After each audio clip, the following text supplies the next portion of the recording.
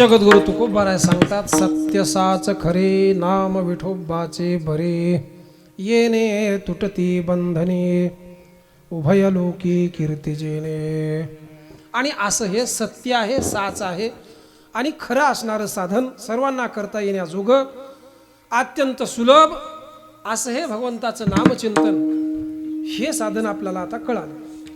महाराज आम्ही हे साधन करू, पण याचा नेमका परिणाम काय असतो, काय काय फायदे होतात. त्यावेळेस संतांनी आणि महाराजांनी सांगितलं, तुम्हाला काय पाहिजे ते सर्व कामं होतात. मग मला सांगा बरं, माणूस मेलेला जिवंत होतंय काय? नक्कीच.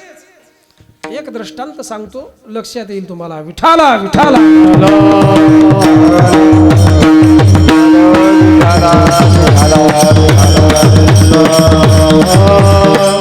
ज्या वेळेस ज्ञानोबाराय तीर्थयात्रा करण्यासाठी निघालेले आहेत, मजल दर मजल करत तीर्थयात्रा करत आहेत. आणि करता करता उत्तर प्रदेशामध्ये महू स्टेशनच्या जवळ धारा तीर्थ नावाचं तीर्थक्षेत्र आहे. आणि त्या तीर्थक्षेत्रावर एक ब्राह्मण राहत होता, कमलाकर नावाचा ब्राह्मण.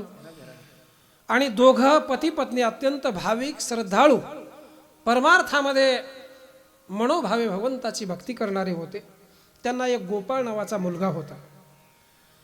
आणि असं मंदिरावर कोणी साधू आला की त्याला आपल्या घरी न्यायचं, त्याला पाहुणचार करायचा, जेवू घालायचं, दक्षिणा द्यायची, जे काय त्याला जे ग्रस्त आश्रमामध्ये शक्य होईल ते कामं करायचे.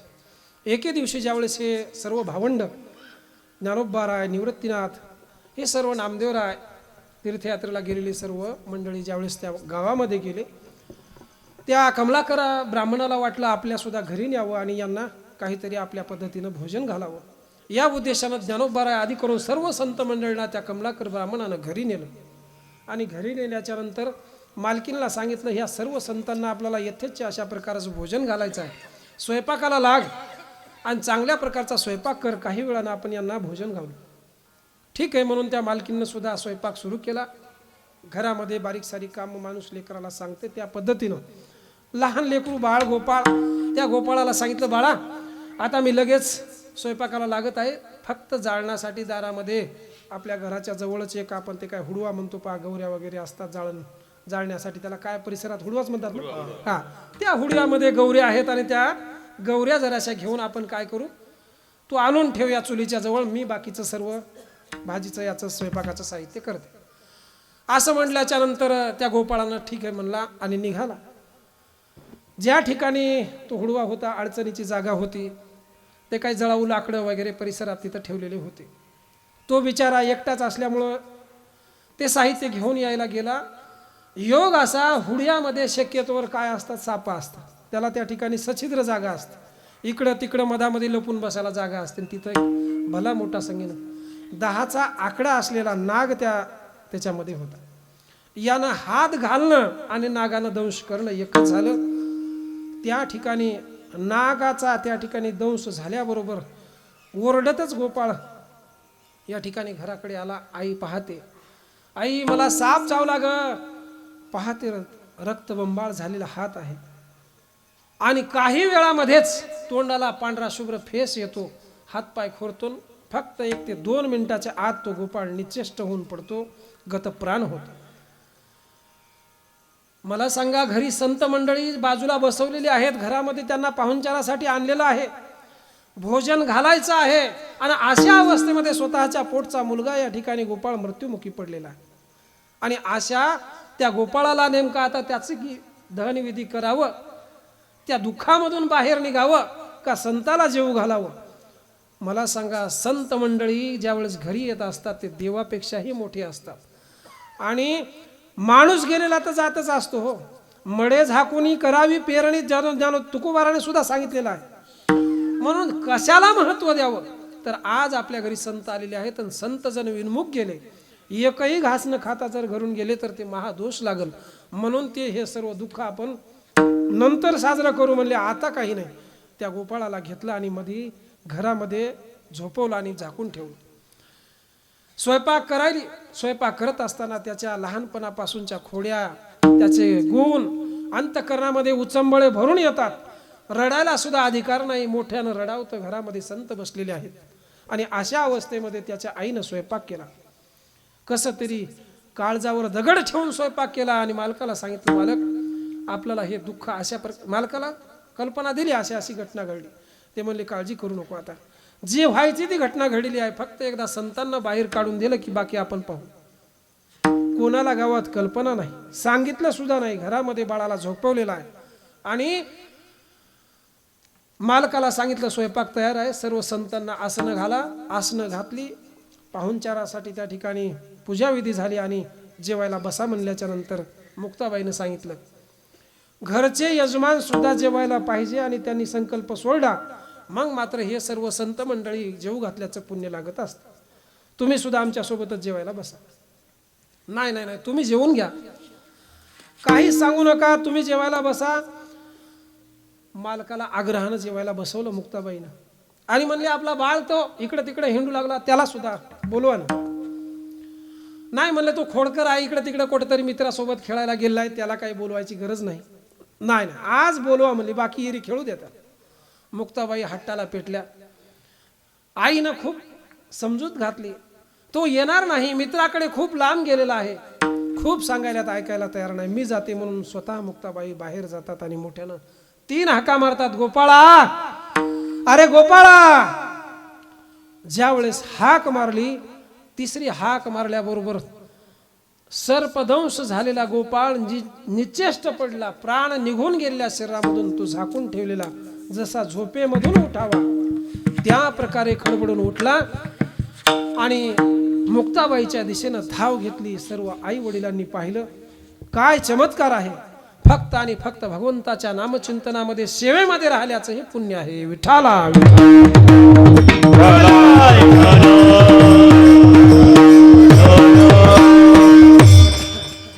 वेळ कमी राहिलेला आहे, अभंगाचा भावार्थ खूप मोठा आहे, त्याच्यामुळे आपण थोडं लवकर जाण्याचा प्रयत्न करू. असे अनेक दृष्टांत आहेत.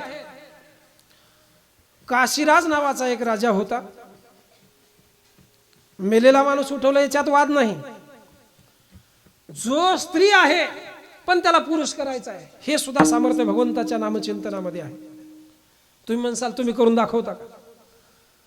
तेवढा अधिकार लागतो आणि एकदा जर समजा तेवढा अधिकार आला की त्यानं सुद्धा शक्य होत असतं. प्रत्येकाच्या जवळ साधना आहे आणि ज्याची साधना जेवढी मोठी तेवढं त्याचा अधिकार मोठा असतो. आज सुद्धा दऱ्याखोऱ्यामध्ये एवढे महान साधू आहेत, ते बाहेर दाखवतच नाहीत आणि जे दाखवतात ते साधू नसतात. त्याच्या अंतःकरणामध्ये, त्याच्या अंगामध्ये खूप मोठी ताकद असते. काशीराज नावाचा एक राजा होता आणि त्या काशीराजानं मगध नरेशाच्या सोबत एक करार केला. काय? मला जर मुलगी झाली तर तुमच्या मुलाला देतो आणि मुलगा झाला तर तुमची मुलगी माझ्या घरी करतो, असा या ठिकाणी करार करून टाकला. काय हरकत नाही म्हणे, 2 राजाचा करार झालेला आहे, काय करावं काय नाही. हळूहळू दिवस गेले, राणीला दिवस गेल्याच्या नंतर अगोदर 9 मुली होत्या त्या राणीला आणि राणीला 9वी मुलगी 9 मुली होत्या आणि 10व्यांदा ज्यावेळेस दिवस गेलेले आहेत त्यावेळेस त्या राजानं अधिक फरमान काढलं, राणीला आदेश दिला, आता जर तुला मुलगा झाला तर बरं आहे म्हणले, नाही तर तुझा शिरच्छेद करून टाकतो, बस झालं म्हणले खेळ. 9 मुली डझनला काहीच नाही, 3च कमी आहेत म्हणले, आता तरी मुलगा व्हावा. आता त्या बिचारीच्या हातात नसते. स्त्रीच्या पोटी मुलगा व्हावा की मुलगी व्हावी हे पुरुषावर अवलंबून असतं. एक्स गुणसूत्र एकत्र आले की मुलगी होते आणि एक्स आणि वाय गुणसूत्र एकत्र आले की मुलगा होतो. वाय गुणसूत्र सोडण्याचं काम पुरुषाचं आहे, हे विज्ञानानं सिद्ध केलेलं आहे, म्हणून स्त्रीला दोष द्यायचं काम नाही. राजा अज्ञानी होता, त्यानं सांगितलं जर आता मुलगा झाला नाही शिरच्छेद केला जाईल. राणीला भीती वाटली आणि त्या आपल्या जवळ जी काही दासी होती तिला सांगितलं, राजानं तर मला असं असं सांगितलंय, मला काय करावं, तुम्ही काळजी करू नका म्हणली, मी बरोबर सोय लावते, मुलगी जरी झाली तरी दुसऱ्याचाच मुलगा आणून तुमच्या जवळ ठेवते म्हणली, काय काळजी करू नका. ठरल्याप्रमाणे दिवस गेले, हळूहळू करता करता 9 महिने 9 दिवस झाले आणि राणी बाळातीन झाली.